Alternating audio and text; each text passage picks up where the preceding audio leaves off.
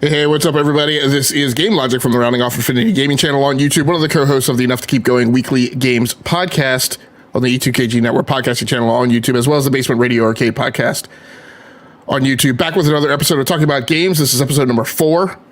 It's my monologue on the gaming industry, gaming art, gaming design, things that I'm interested in gaming, and things that I've been playing. So without much further ado, let's get to it. Tonight, we're going to start off the show talking about Unity and their layoffs and other recent announcements. Thanks so much for everybody who's out there hanging out in the live chat. I appreciate you coming through. Thank you, Otacon Ocelot. We appreciate you. This story over on, and I'm sorry, every single time like I lay off of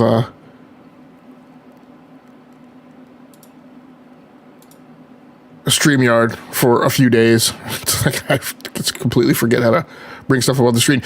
Video game development platform maker Unity software tumbles on layoff plans. Earlier this week, the story came out. This story over on Investopedia by Fatima Adarwala shares a video game development platform maker Unity software tumbled after saying it plans to lay off 25% of its workforce. The cuts are part of a corporate restructuring plan and mark the company's fourth round of layoffs since July 2022. Unity Software is also severing ties with Weta FX's professional services. That, of course, being Peter Jackson's company, much like ILM, was the special effects workshop, although operated as a separate subsidiary of LucasArts, Lucasfilms. Shares of video game development platform provider Unity Software tumbled 8% Tuesday after saying it plans to lay off about 1,800 employees, or 25% of its workforce. The cuts are part of a restructuring plan to streamline operations and come after interim CEO Jim Whitehurst announced a comprehensive assessment of the company's portfolio in November that he warned would likely lead to a reduction of the company's headcount. Sorry, just repositioning some things on my screen here. So stock prices of Unity Software today were $34.59. I think they were up at $34.82. That is down from a high on the 8th of January of $40.55. So in the wake of these announcements, they've lost about 14%, although I think that is after an overall rise in stock share price experienced throughout 2023. And in particular, after former CEO John Riccitiello's ouster, and Whitehurst coming in. I think it's John. It might be Jim. Right, lots of J's. So Riccitiello exiting Unity. Obviously, Riccitiello, the former CEO of Electronic Arts. Their stock price did rise a bit after Whitehurst came in and after he announced the company reset, which is kind of what this era is being referred to as. Like I said, that's about $1,800 employees that are going to be laid off. What went along with this, and it may be something that I'm like finally picking up on after a long time. When these things are happening, when major announcements are going to happen that potentially impact stock prices and impact investors, under SEC rules, companies are required to submit a regulatory finding. So I think there were questions that kind of ran around last year about, why do these companies announce, layoffs beforehand, and just several questions just kind of about that. And I think as I suspected last year, and I just have never spent the time to go off and specifically look it up. But I think what I'm seeing now, the ley lines, is that it's because it's required under SEC regulations. When the So when Whitehurst came in, I think when he came in, and then when he announced this company reset, their stock prices initially went up 5%. They had announced a 3.8% workforce layoff in late November of last year. And so that was already 265 employees. So this is another 1,800. The transition out of these employees are expected to be completed by about the end of March. And so there are 1.1 million developers that use Unity, including makers of Pokemon Go, Beat Saber, and Hearthstone. So, Unity is not typically used for your big AAA development, but you do have a lot of things that are at the kind of the upper crust of AA, and big names that are well known, regardless of what you think about their quality. And Beat Saber is, by all measures and by all reading of any comments that I can see about it, obviously one of the very top rated games in VR, which is not an easy thing to do, given the fact that I think VR has a lot less traction than the gaming media and some gaming companies would have you believe. But Beat Saber is one that's holds incredibly strong. Again, as I mentioned, this is part of the company reset that Whitehurst talked about last year. This is their fourth round of layoffs since 2022, and the company mentions with this regulatory finding, as well as with announcements this week, that there are likely additional layoffs still coming. One of the things that the company has done in order to try and soften the blow for this, as much as you think that that's feasible, for employees that are remaining, is under Riccitiello, they were in the midst of a return to the office mandate that has since been lifted, and so employees are allowed to continue to work remote or to work remote if they hadn't previously been allowed. Unity is about 20 years old. It was started by 3 Danish engineers. It's not only used in games; it's also used in film and the automotive industry for 3D visualization and VR. They initially launched their IPO in 2022, where they peaked at $200 per share, but they've since gone down to settle down in like right around the $30 range. North of that, ranging up to $40 at some point. Shares were up. So shares are up 40% since Whitehurst was brought in and announced, and since he has been brought in and since he announced the reset. And he's been CEO. So Whitehurst has been CEO of Delta. He's been CEO of Red Hat and IBM, and now Unity. So, and as Riccitiello went out, they went outside to try and bring someone who has a pedigree of working in the enterprise, since Unity is much more so a B2B company, as far as selling out their license and working out some type of monetization framework for developers who use that development framework. Second story I have in the rundown is Bethesda. So bring this story up on the screen. Okay, Bethesda will release the biggest Starfield update yet into the Steam beta channel next week. The story over on Video Games Chronicle, or not Video Games Chronicle, on VG247. Bethesda will release the biggest Starfield update yet into Steam beta next week. A planned release for all players will occur 2 weeks later. So this story by Stephanie Nunley Jackson. Bethesda has announced that next week on January 17th, it will release the largest update yet to Starfield. The update will be released in the Steam beta and includes over 100 fixes and improvements, with a release date planned for 2 weeks later. This update features a multitude of fixes to quests, issues with the mission Eye of the Storm, such as being unable to dock with the legacy, or data transfer not starting, will be addressed. Also, temples not showing up in the mission Into the Unknown will no longer prevent Constellation from exploring the cosmos.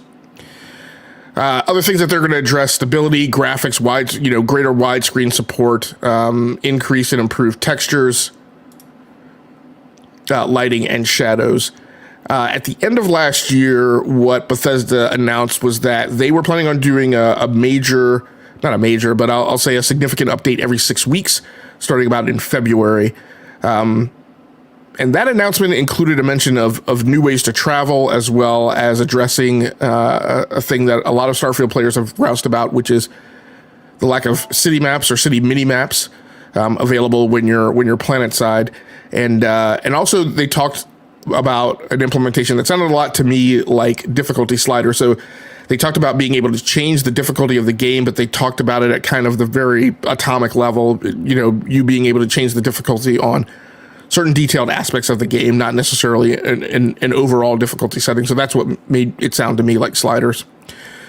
So I returned to playing Starfield a little bit last night. I plan on playing a little bit more tonight. These things are good. The game looks better now than it did at launch. These types of things being announced are, good. I mean, this is kind of what The Witcher 3 went through with CD Projekt Red, where, there were kind of little bits of incremental updates here and there.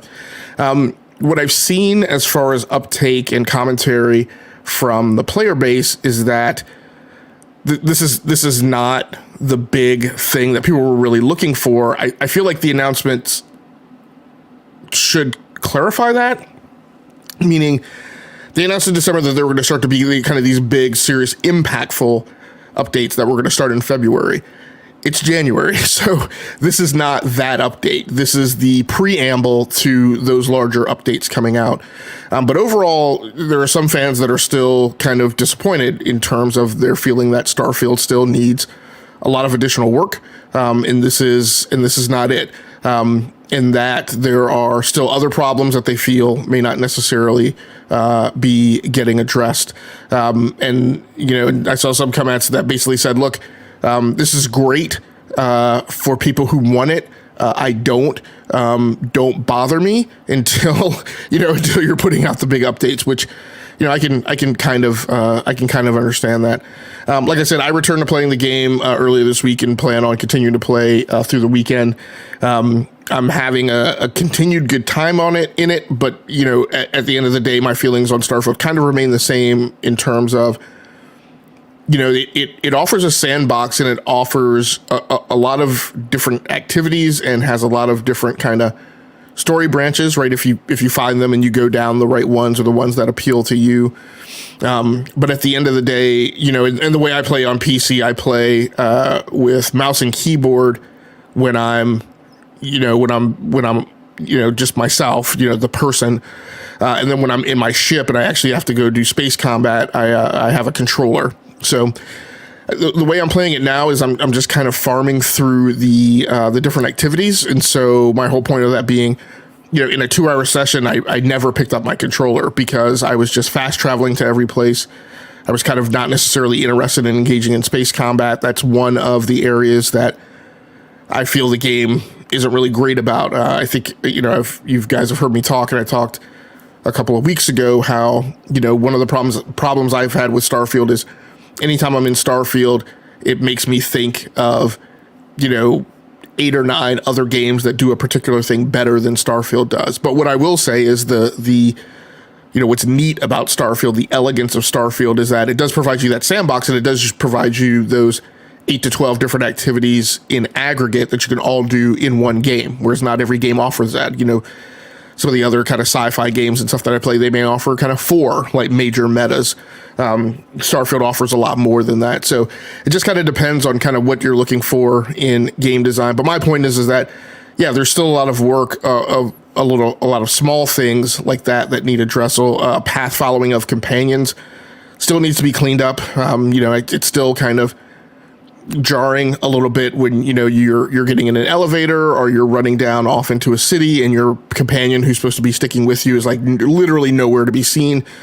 Sometimes I'll pan the camera or turn around and they'll just kind of mystically materialize out of the ether to suddenly be by you. So all that being said, like there's only certain things that are going to wind up getting addressed. Like voice acting's never really going to get addressed. Your feeling of connection to some of the companions that you run around with is never really going to be reinforced. That is the type of thing where I'm hoping that with additional expansion content and DLC, some of those things will come to the fore and be presented as the game survives and lives on. But as far as a sandbox and scaffolding, which is the exact comment that I made before this game came out, that what I kind of expected from Starfield was for there to be a lot of scaffolding and a lot of handholds where a lot of different systems and subsystems can be exercised, and then for those things to be filled in over time, kind of in the Skyrim approach.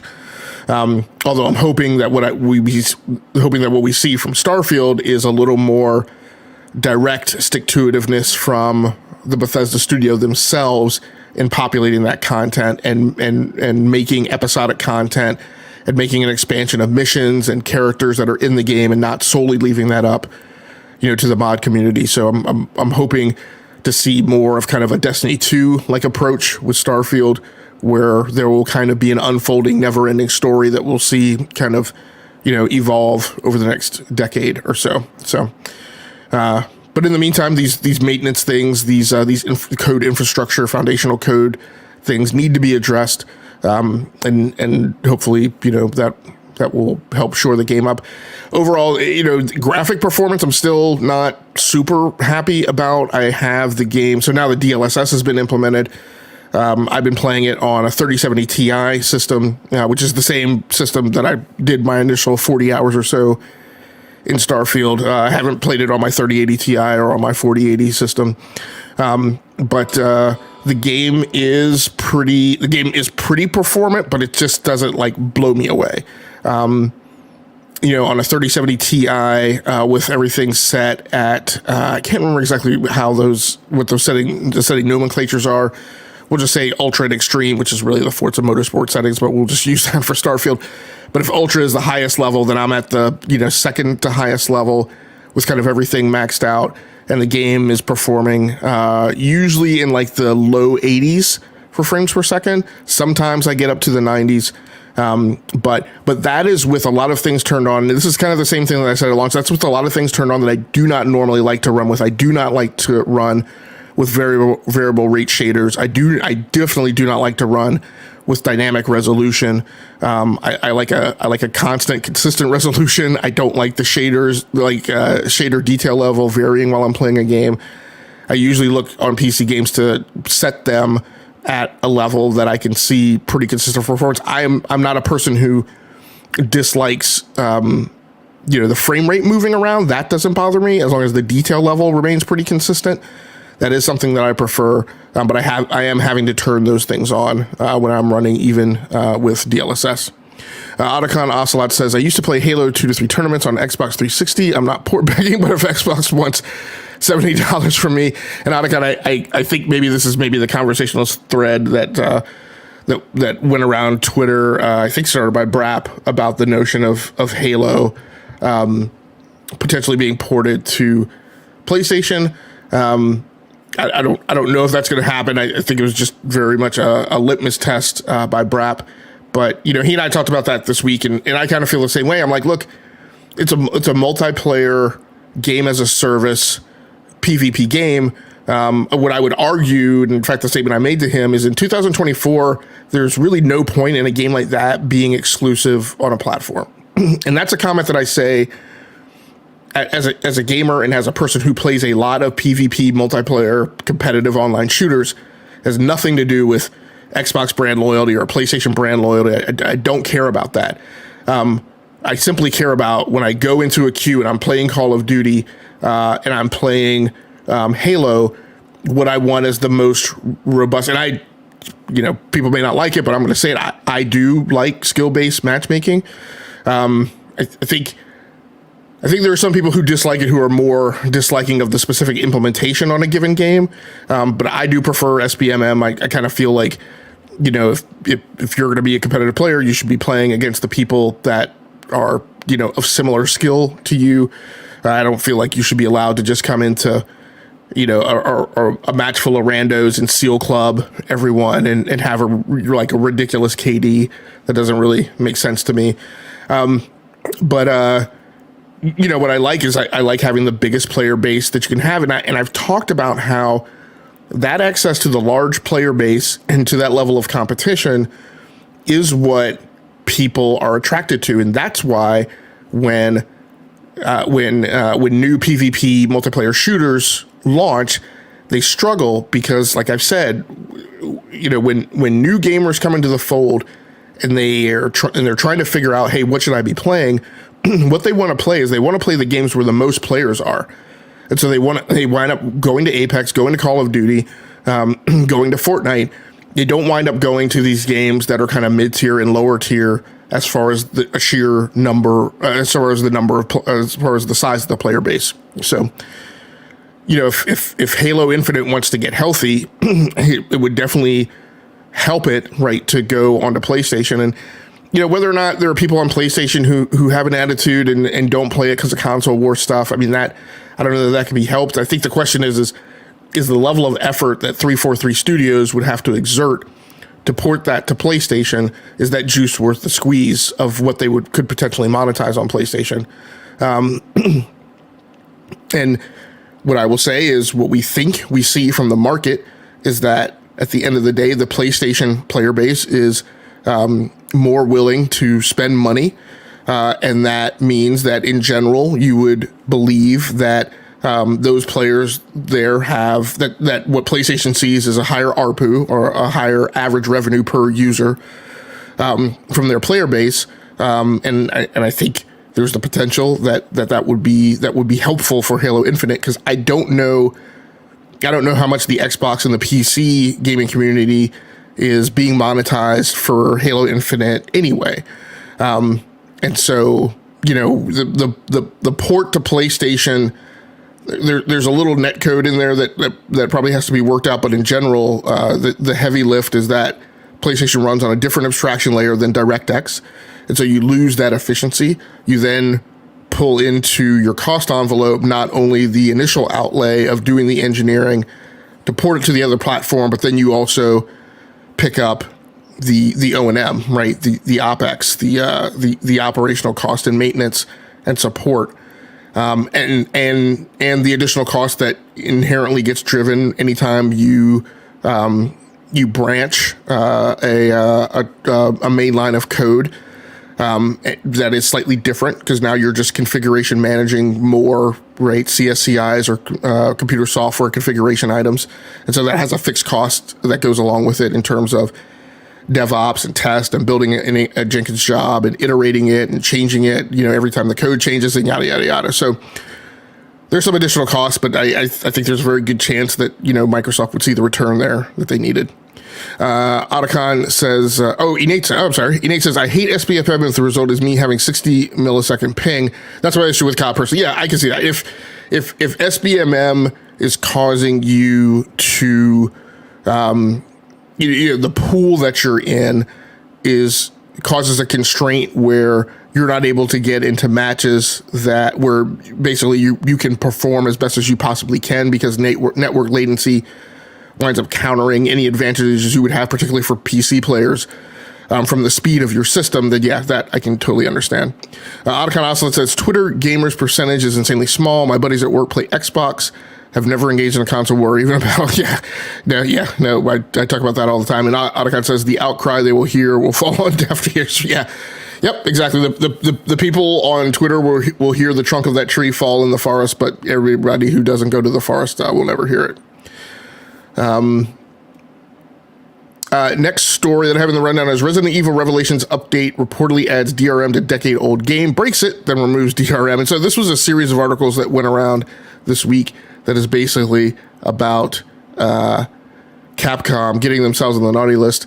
And so Capcom has had a history of going backwards. I don't really know why, and monkeying with the DRM that they've put into their games. They have at times put Denuvo in their games at launch, and nobody likes Denuvo. We all have problems with it. But it's not just, in this instance, it's not just the application of Denuvo, but they've gone in and forklifted Denuvo out and then replaced it with Enigma, which has caused even more problems. And they're doing this with old games that have been out on the street for a long time. So this story over on Rock Paper Shotgun by Matt Jarvis. 11-year-old game Resident Evil Revelations recently released an update that apparently introduced DRM, only to swiftly roll back the patch after complaints from players that it reportedly caused performance issues. Capcom aren't giving up that easily. on their vow to crack down on mods, though.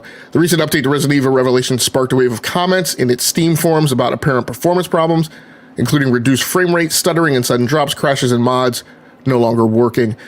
So at that point, all that player base took to Steam and trounced the game with large numbers of negative reviews. And that's one thing for publishers to be conscious of. Not everyone. I mean, I love. I've commented before on this show and others. I love the framework that Steam has for allowing people to submit reviews, and the requirement that they have to have actually purchased the game, and the fact that you can see all the metadata that surrounds their experience with the game, how much time they spent playing it, whether or not they returned it, et cetera, et cetera. But still, that being said, the number of people that will submit reviews for your game is always going to be, significantly less than the total number of game sales that you experience. But one thing you can do is you can raise the ire of the people who never submitted reviews and make them get up off the bench and cite how pissed off at you they are by doing something like inserting or reinserting very invasive DRM for an older game, right? So you have this person who enjoys playing the game, really wasn't, but then you go out of your way to annoy them and bother them. And again, while you're doing something to try and stop piracy, and I get it, the people you piss off are the people who paid for your game, which has kind of always been the case. I've always been, I don't want to say I've been a proponent of DRM, but I have definitely been an antagonist to pirating. And the large number of people that it just really makes me cranky that go about on Twitter and assert that piracy is okay.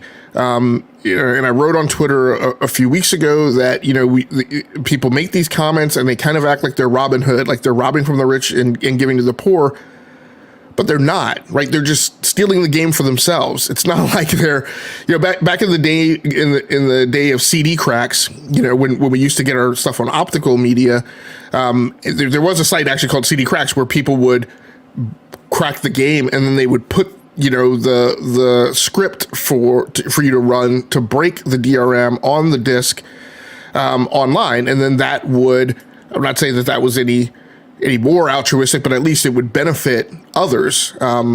I will admit that I used to use that because what I would use it for is I was very big about not, again, building multiple PCs. I didn't want to have to constantly futz around and get my CDs and stick them in different PC gaming boxes. So I would crack the game so that I could just run without the CD. Again, this is so I'm not a proponent of DRM, but I am antagonistic towards piracy. So I get and I understand why the companies are motivated to do this, but Capcom, and this is very Nintendo-ish of Capcom, which might seem applicable since they have a good, strong relationship with Nintendo. And I get it. I saw one other comment that I guess at a Street Fighter 6 tournament last year, a player was playing and either on their gaming console that they were using to play or some system that was in the convention hall, Chun-Li came up and it had a nude Chun-Li code enabled, right? So Chun-Li came up nude in the middle of the tournament. And so I get and I understand the desire to protect their IP. I get and understand the whole, Disney-like approach to, not letting people do things when you're kind of, running a kid-friendly business. I get that. But like I said, you can go out of your way to kind of make people cranky and then wind up, with results like this. Next story in the rundown that I want to cover is the DICE Awards. And this is something I really wanted to make sure we put out there tonight. So this story over on Game Informer, although we're going to cover a lot of additional information about the DICE Awards because there's some commentary that's going on around about award shows that I'm not a super huge fan of. The 27th DICE Awards nominees have been revealed. Marvel Spider-Man 2 leads the pack. This story over on Game Informer by Wes LeBlanc. The 27th DICE Awards return next month to Las Vegas, where the industry-only event celebrates the best games and achievements in games of 2023. Unlike the Game Awards, which are hosted and produced by Jeff Keighley, with votes from media outlets and the public in some instances, the DICE Awards are voted on exclusively by game developers. So I made a comment on Twitter today that really there's a lot of dialogue out there that kind of talks about the TGAs, and we treat the TGAs like they are the Oscars or the Golden Globes. They are not. They are much closer to the MTV Music Awards. The DICE Awards are actually run by the Academy of Interactive Arts and Sciences, which is actually an industry cohort formed by people who actually work in game development. DICE stands for Design, Innovate, Communicate, and Entertain, and it's the theme behind their annual conference that they have in Las Vegas. The award show is actually a backdrop to a week-long industry networking event that goes on out there. And so it is just much more kind of cleaner, I think I would say, than the commercial vehicle that the TGAs are. It is hosted now. We are starting to see some commerciality in it as they're trying to make the DICE Awards a little more, appealing to the video oriented and video grounded generations that are coming into gaming. And so Greg Miller and Sela Chung will be the hosts of the show. The show will be live streamed on February 15th. Marvel Spider-Man 2, which actually didn't fare very well at the TGAs, leads the nominations with 9 nominations. Alan Wake 2 has 8, and then Larian Studios has 7. Now, in the lead up to the TGAs, my personal feeling, we were, there were lots of conversations trying to guess, what was going to win at the TGAs. And sometimes, depending on how people ask that question, depending on who answers it, the answers revolve around, people's thoughts of who should win. My personal perspective, whenever that question comes up and whenever I engage in that conversation, is, it reminds me of kind of that line from A Few Good Men, which is, it doesn't matter what I believe, it only matters what I can prove. And my thing is it doesn't matter who I think should win.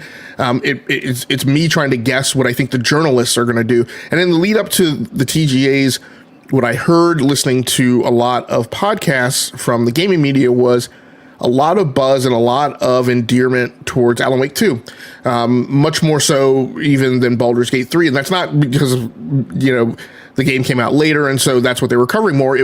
That's the dialogue I was hearing, was in making that comparison between Alan Wake 2 and Baldur's Gate.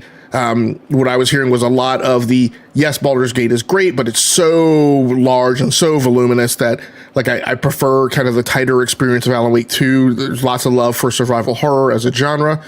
Less so, the RPGs have a good following, but when you get down to the highly quantifiable approach of Dungeons and Dragons and the 4th, 5th edition rule set or whatever it is that they're on now, the dice rolls that people bring up on screen, the fact that it's turn-based, yada, yada, yada.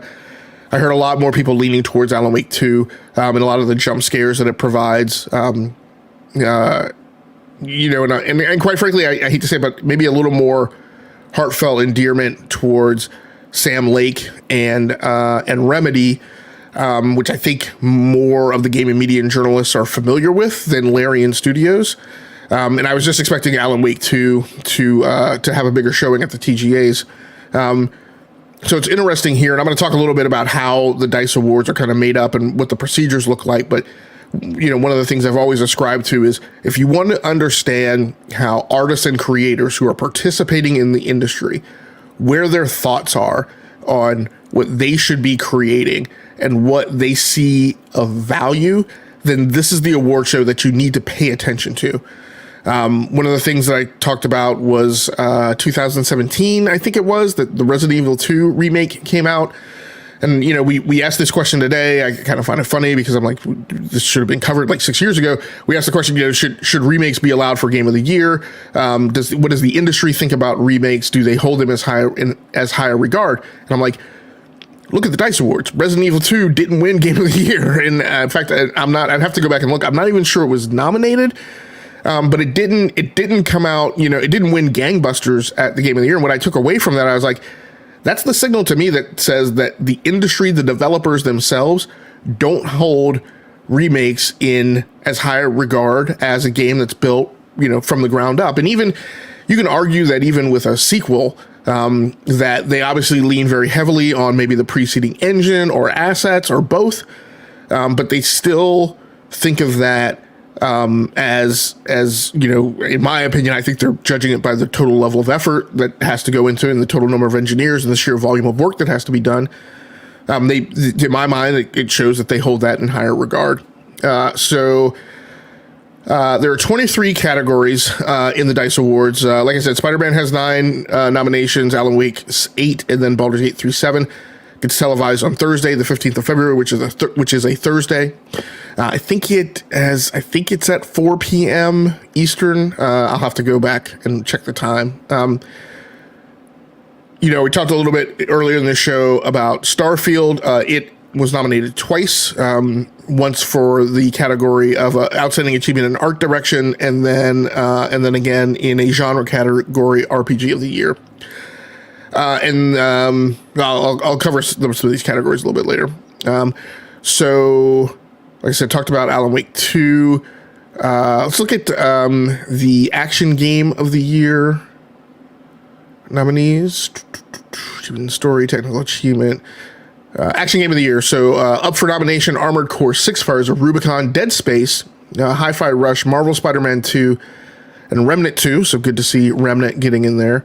I also want to take a look at Adventure Game of the Year. Nominees are Alan Wake 2, Cocoon, Dave the Diver, Star Wars Jedi Survivor, The Legend of Zelda: Tears of the Kingdom. So this is a category that apparently the industry doesn't feel as toxic as I did about Star Wars Jedi Survivor's performance on hardware. And so they gave it the pass and allowed it to get into the category.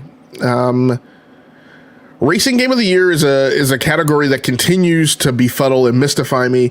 You have F-Zero 99 on here, Forza Motorsport, Hot Wheels Unleashed 2 Turbocharged, and Lego 2K Drive. I will say Hot Wheels Unleashed 2, which I haven't personally played, but from what I've seen, from the commentary and from the popularity of it, I think that's a racing game that did not get its fair due, maybe, in terms of how much buzz it got, how much marketing backup it got, how well received it is by the gaming community, I think, by the racing community. So I think that's a game that, hasn't gotten a lot of accolades that maybe should have gotten some. What I don't understand in this, I don't understand why F123 is not in here, and I don't understand, anyone who... I mean, I made the comment during the TGAs that Forza Motorsport winning, and look, I've been a big Turn 10 fan, but Forza Motorsport winning Racing Game of the Year tells me that people who voted for that game, that not a lot of them have played it and have played it, for a significant amount of time, and didn't play it in comparison to the other racing games on the market. F123, it's an annualized series. You can say what you want to say about it being highly derivative and it being samey, but it is performant, and it doesn't have the graphical problems that Forza Motorsport does still today. It performs a lot better. It's a lot easier in terms of quality of life, in managing and wrangling that game, and provides, at the end of the day, to me, a cleaner and more efficient and more enjoyable racing experience. So that's just kind of weird to me, but it's the industry and it's the developers, so they feel a certain way and they feel how they do about games, and that maybe makes their opinion arguably maybe more credible than mine, or at least more credible from a different perspective. Role-playing Game of the Year: Baldur's Gate 3, Cyberpunk 2077, Phantom Liberty, Diablo 4, Final Fantasy 16, Starfield. Weird to me that Cyberpunk makes it in under the title of their DLC, or gets in by virtue of the release of their DLC, because otherwise it shouldn't have been in this category. And so, but this was an argument during the TGAs that a lot of people went a lot of rounds about, and apparently the developers feel the same way, that Cyberpunk 2077 version 2.0, or whatever version they're up to at this point, that the culmination of the release of all of the big upgrade that came with that game just prior to Phantom Liberty qualifies it to get a nomination in a category this year as if it's a new release. So there you are. And that's, like I said, the other category Starfield was nominated in.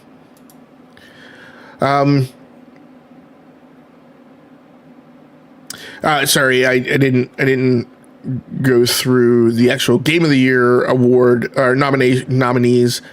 while the article is up on the screen, but I will do that now. Alan Wake 2, Baldur's Gate 3, Cocoon, Marvel's Spider-Man 2, The Legend of Zelda, Tears of the Kingdom. So again, one of my big takeaways from this is obviously the development community feels more strongly about the achievement of Marvel's Spider-Man 2 than the journalists did. So it'll be interesting to kind of see how that dynamic plays out. So I did want to cover kind of DICE Awards 101 and everything you need to know about the DICE to understand its significance and kind of the role that it plays on the landscape.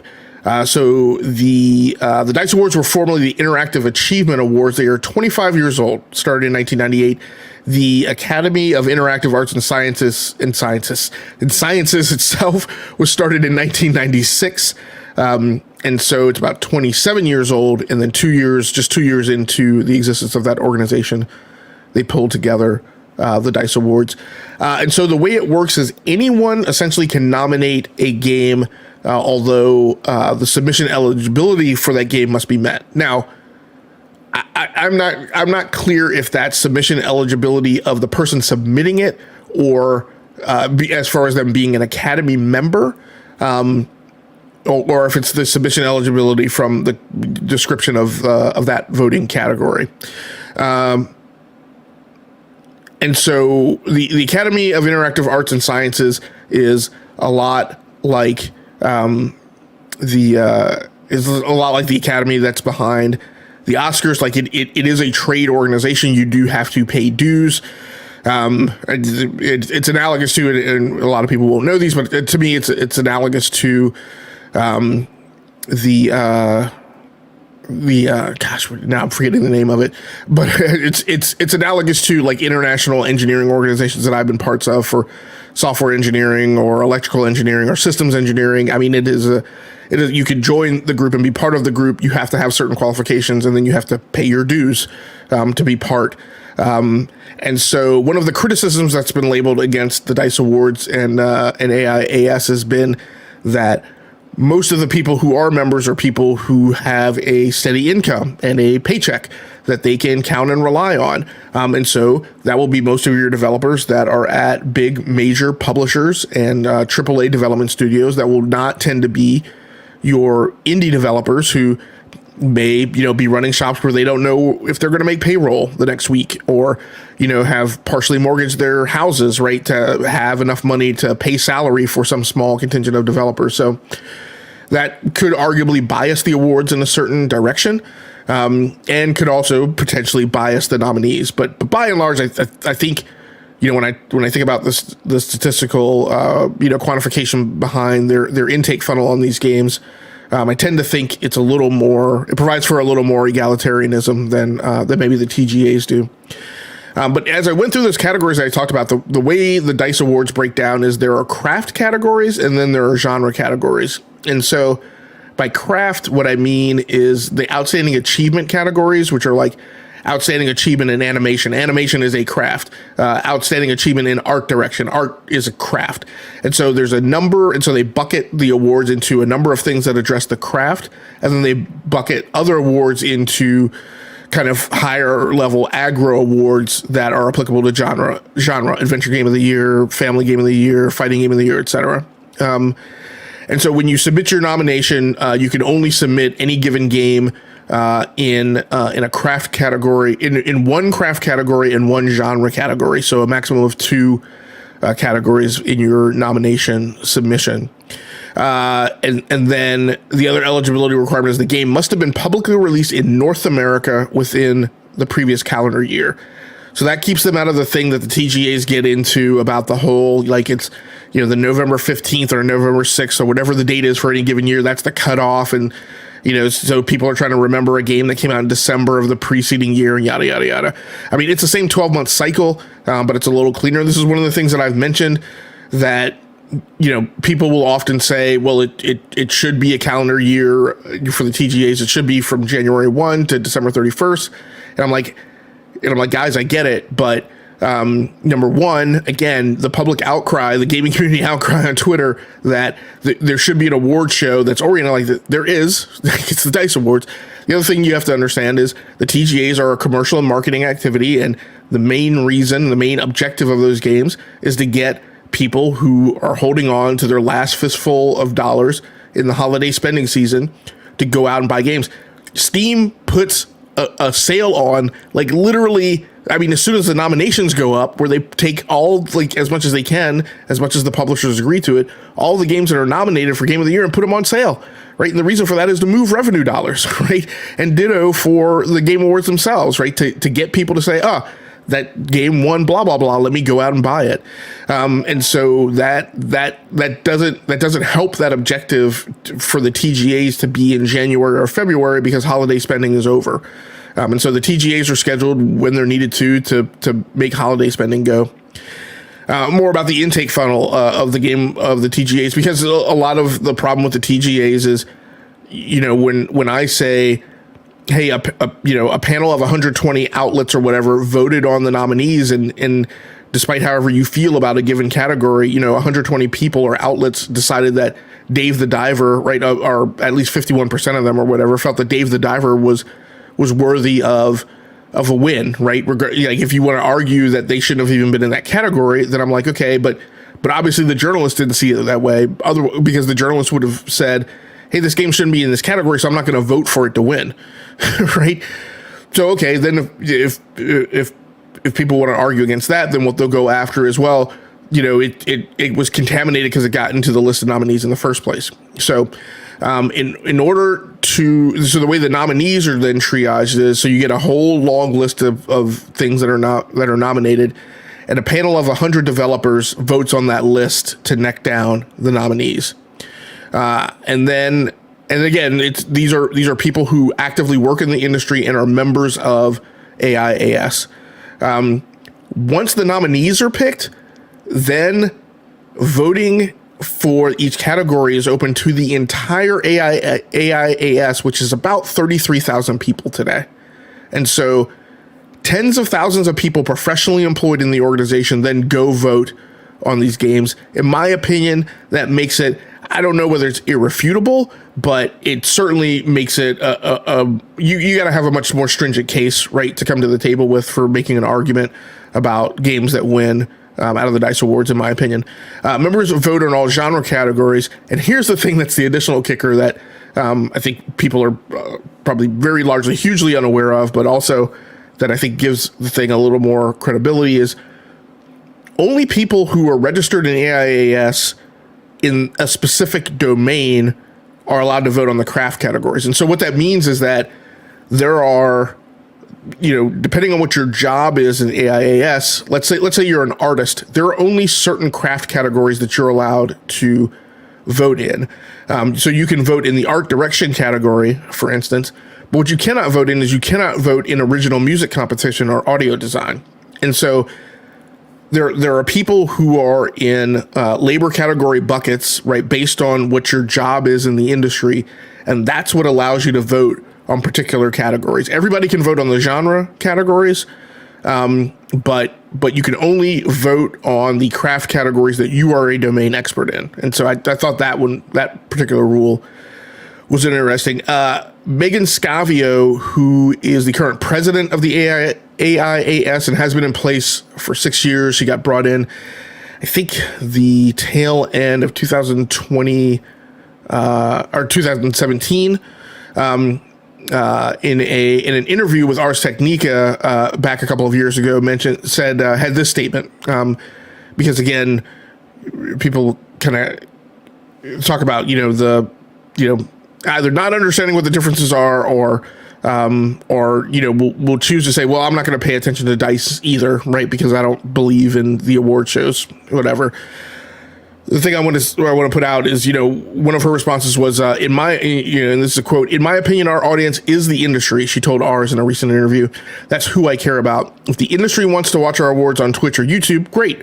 Having that wider gamer audience isn't important to me right now. The Academy serves the industry, and that's who I'm going to serve." And so, again, there's been a lot of, commentary on, well, the DICE Awards should do this, and they should make themselves more a commercial vehicle. They should make it more interesting for gamers to watch. And obviously, they've done some of that by bringing in Greg Miller and Stella Chung. But the point is like, here's the president of the AIAS saying, yeah, I hear that. Not my problem. And I guess maybe what I ascribe to, or the ethos that I ascribe to, is if you're a gamer and you claim that you care about games in the video gaming industry, then you will pay attention to DICE. Maybe you won't watch it. Maybe all of us don't have the time. I mean, in years past, I haven't watched it. It hasn't been televised at the time that's convenient for me for work. But I do definitely pay attention to it. I do definitely read it, and I do definitely crawl over the results, and I do definitely extract out of that what I think that means from people who, work in the industry. Like I said, one of the criticisms is Academy membership is dominated by the major publishers and AAA developers. Critics from the industry, critics from within AIAS have commented how even the DICE Awards focus on the big games. And then even when they give out awards, they only highlight the household names. This was, taken from a quote that she mentioned that, she wants more creative directors and producers, right, to become, that she talked about Cliff Bleszinski and other people who are household names that gamers know. And she talked about, wanting that pedigree of person to become even more ingrained in the gamer lexicon. But the critics have said, well, those aren't the only people who build games. There are people who paint rocks, for Final Fantasy. And so the DICE Awards doesn't focus on those individual contributors as much, just on the big names. So I hope people appreciate having that information put out there. I want to talk a little bit, and I'm going to try and push to wrap up here, but I do want to talk a little bit about the new Intel chips that are out. It's kind of super interesting, given that all the hullabaloo has been about Meteor Lake. Intel launches 18 new 14th gen Raptor Lake refresh processors. New Lock 65 watt and T-Series 35 watt chips are available now. The story over on Tom's Hardware by Paul Alcorn. Intel announced 18 new Raptor Lake refresh chips today in the new 65 watt and 35 watt models, firming up the company's product stack from the Core i3 models up to Core i9. The higher-end processors square off with AMD's potent Ryzen 7000 series, but they'll eventually face off with AMD's next-gen Zen 5 models. Meanwhile, the lower-end models will contend with AMD's new models for the AM4 platform. So I'm not going to go through all of these, but what I thought was super interesting was, what Intel had on the books and what we thought it was doing this year was putting out Meteor Lake. But what's happened is that as Meteor Lake has started to arrive, Meteor Lake's performance benefits over the previous generation really aren't that much. And so does it warrant, right, going out and going through, any of the things? And I haven't studied Meteor Lake to a huge extent, so I'm not sure if this is another thing where you've got to go out and potentially buy DDR5 and buy a new motherboard and get a new socket. But people will ask the question, well, why do I need to do all that if the performance gains aren't there? So I think what was surprising was that here Intel goes and takes their preceding architecture and just says, I'm going to refresh those chips. Now, I don't do a ton of following the AI trends that are going on in the market, but I do listen. So one of the things is that these 14th gen Raptor Lake refresh processors don't have or will be on boards or will be in chipsets that don't have the MPU, the new AI chip. There are various thoughts about, if you're going to spend the money on a new PC now, whether or not you should or should not get one with an NPU. I think as a gamer, I'm not wrapped around the axle about whether or not there's an NPU in the box or not, and I'm not even sure exactly how those are configured or made available on desktop series motherboards. But for anybody who wants to build a Raptor Lake box, here are some additional possibilities. It'll be interesting, given that all the R&D was already done for these, how these are going to stack against AMD's chips, and whether or not there's going to kind of be a pricing war this year between, the older Raptor Lake architecture and the new AMD chips that are going to come out. Last story I want to talk about is I just want to kind of quickly cover kind of what we're seeing from Prince of Persia: The Lost Crown now.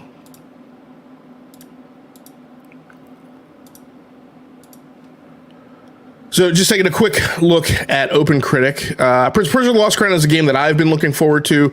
I played a lot of more of the 2D Prince of Persia was kind of what I'm familiar with. I didn't play as much of the revival games and the 3D games, but it's nice. I played a little bit of those, and I have liked those, but it's nice to see that IP coming back. On OpenCritic, since the embargo has lifted, it's sitting at an 87 right now. I've heard, I've seen footage and I've heard some of the commentary, and what I think is interesting is how much, to me, in action, the game looks a lot like Ori. And I've played Ori Will of the Wisps. I didn't play the Blind Forest or whatever the first game was. Played that game on PC. I've gone back and played it a little bit on Xbox. But I have a lot of fun with Ori. It's a great game. I think it is, particularly for me, for a person who's not, like, I don't go gaga over platformers and Metroidvanias. But I had a lot of fun playing Will of the Wisps, including even like the exact type of thing that I don't go in for are these 2D sequences where it's on rails, the environment is changing, and it's all about like your reaction time to a constantly evolving thing on the board. It's not like a fight. It's like the screen's moving. There are dangers, coming in at different angles and vectors that are going to kill you, take a life. And it's all about kind of anxiety and this frenetic action. Those are the type of sequences that I typically really get turned off by in platform games, but I really enjoyed them in Ori. So it's good to see some of that in Prince of Persia: The Lost Crown, and it looks like the game's going to be perform pretty well on the market. Very interesting to see. This is 2 years in a row that we've gotten kind of a marquee game that maybe isn't AAA, definitely is, maybe it's upper crust AA, because we had Fire Emblem, not Three Houses, but Fire Emblem Engage last year, which was kind of a big game out of the gates in January. And here we are in January again with a big release, relatively big release coming out to start the year off. So I'm excited to kind of see how that turns out. For me personally, what I've been playing, I mentioned that I've been getting back into Starfield a little bit. Like I said, playing that on a 3070 Ti box with the Thrustmaster eSwap Pro X as the controller. So will be very interesting to see this new patch come out and see how that game continues to improve and evolve. Unfortunately, it has not necessarily really gained a lot more critical traction and evaluation amongst the Steam community who's writing reviews. But, we're at this point, kind of post-launch, we're definitely kind of into the long-term, starting to point towards the long-term life cycle of the game. So very interesting to see, what Bethesda does. Like I said, I think this is an opportunity for Bethesda to really ingrain themselves with the community and really be part of the overall Xbox strategy to build communities. Starfield is a single player game, but you can still build a community by providing a lot of experiences for a lot of people to have conversations about. And like I said, it's interesting to see if they're going to kind of go the Destiny 2 route. I've heard claims that make me think that that's the direction that they're leading, but I just haven't really heard the commitment towards them moving in that direction. So we will wait and see. The other thing I've been playing is Ready or Not version 1.0. And so Ready or Not is a game that was in early access on Steam, which is typically something that I just don't participate in. But I think early access, I think they charged you $30 for the game, and then you own the game when it does actually launch. And so for those of you who have been around for a pretty long time, who may remember the old SWAT series of games by Sierra Interactive on PC in the early 2000s. SWAT 4, so I played SWAT 3, and then SWAT 4 was just one of my favorite games of all time. Ready or Not is made by a lot of veterans of that studio, and is very similar to SWAT 4. It was very janky in early access in terms of, not just the on-screen stuff, but in terms of selecting your equipment, it still has some of that. It has this whole thing. I'm like, if I'm doing mission prep, I don't need to physically walk to the armory, right, to select my weapons. Just give me a screen whatever. But so that's still in the game. So you have to physically walk to certain places within the police station to get your gear and change your outfitting and that kind of stuff. Fine. What I'm really impressed by is they just give you the whole SWAT arsenal like right off the bat. I haven't dug maybe far enough, so I'm not really consciously aware of like any like unlocks or things that you're gonna have to do to like pay for or earn access to different weapons. As far as I can tell, you just walk into the armory and you have access to like the entire armory in multiple categories. Shotguns, assault rifles, submachine guns. So it's really awesome because like right off the bat you can go in and start configuring your team. I don't think I've dug down enough when you're in the single player mode to understand how you can change your team's outfitting. But you can definitely change your own. And so, you, like I said, you have access to the weapons, you have access to all the, accessories as well. So it's not kind of like Call of Duty where you have to earn your way to, or even, I want to say, I'm trying to remember if Rainbow Six gave you, I think Rainbow Six also, cause Rogue Spear would have been out kind of at this time, and then Raven Shield came out. And it was kind of maybe just before the game, before Rainbow Six went the kind of more heavily leaning console direction and established like the Vegas kind of design paradigm. Because prior to that, Rainbow Six had just been strictly a first-person shooter. It wasn't this third-person like cover shooter that it became, which I liked. I mean, I liked what I played with Rogue Spear with Vegas, but I definitely kind of have a yen for the older design as well. But I think SWAT Forward's kind of a primary competitor to that. And I want to say in Rainbow Six and Rainbow Six Rogue Spear was the same thing. You just had access to all the different weapons and equipment. And so in 2024, where what we generally see from first-person shooter games is, or even squad-based tactical shooters like this, that there's some type of level up and unlock system that gates you having access to all the weapons. It's really nice to see a shooter that just provides them for you up front.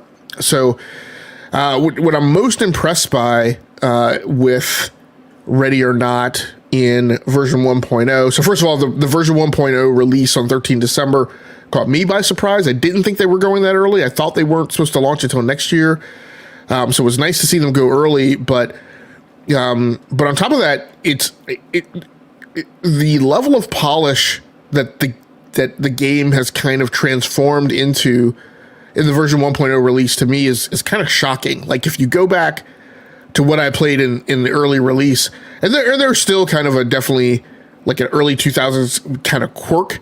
The movement style in this game is just radically different from what you're accustomed to. There is no crouch to slide, for example. Even when you crouch, it is a very kind of realistic crouch. Like it's not a pop up and pop down. I mean, you'll see the character kind of slowly kind of move into position of a crouch. If I'm not mistaken, I don't think it's like a crouch where like you're able to like move around for long distances in a crouch. I think if you move in crouch, you move incredibly slowly. It does have the peek system on the Q and E keys on PC, so you can lean left or lean right. There's also not like a super robust melee in the system. You can use it with a suspect, maybe to just if they're charging you with a knife or something like that. But it's just not. It's not like Halo Infinite where melee is an essential component of the game and winning a match. It's a really like kind of last resort thing that you generally like aren't really bothered with. But the game has launched with a significant amount of polish that increases over what I saw playing it in early access. And this is one instance where I'm like really glad that I paid like the $30 up front, and don't have to buy the game. The game is $50 now on Steam on first launch. So again, I need to go back to just see kind of how much I paid for it, but I'm glad that I saw it in early access and can play it now. It is much more kind of sensical in terms of how you advance through the game in the single player version, which the single player campaign version is really, I think it's referred to as training.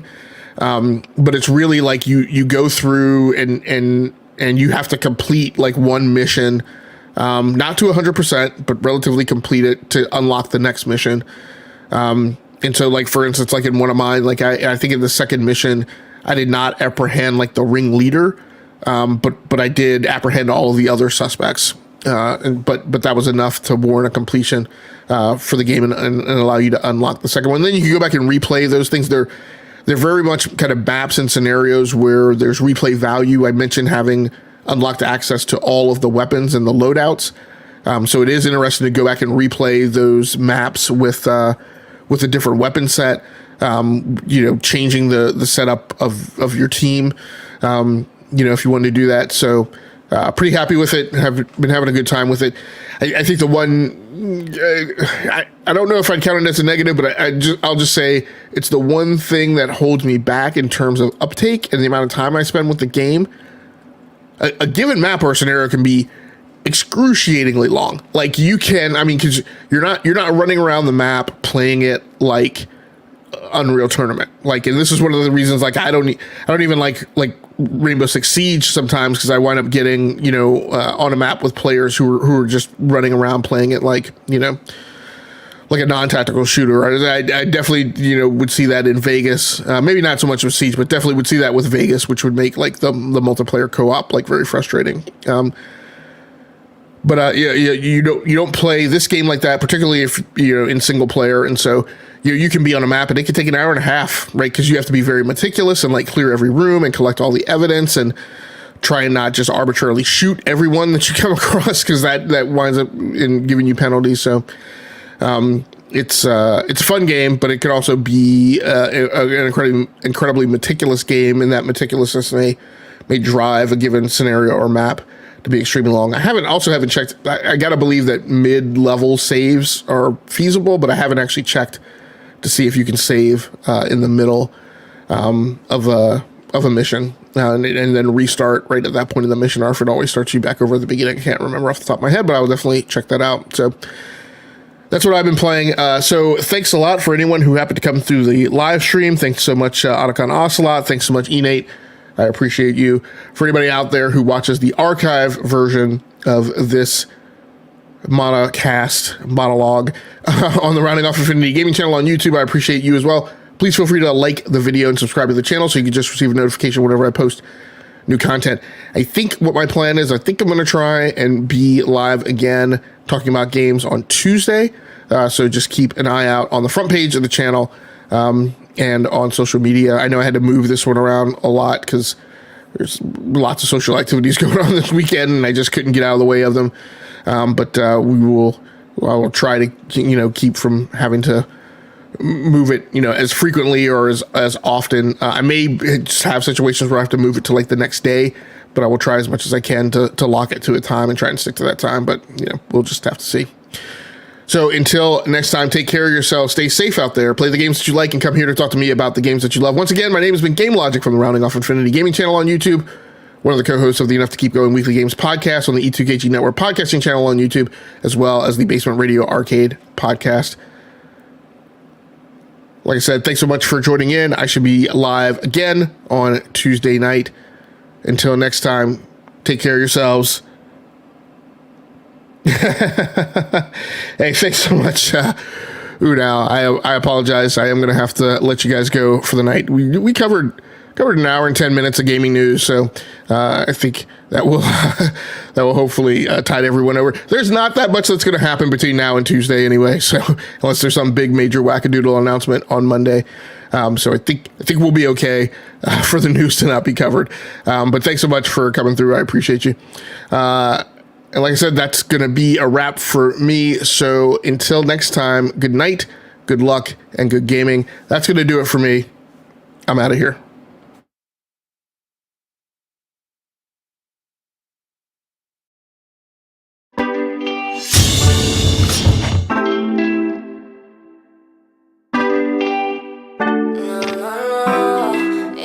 Cuando dice que me quieres, no sé, que estás con otras mujeres, no sé.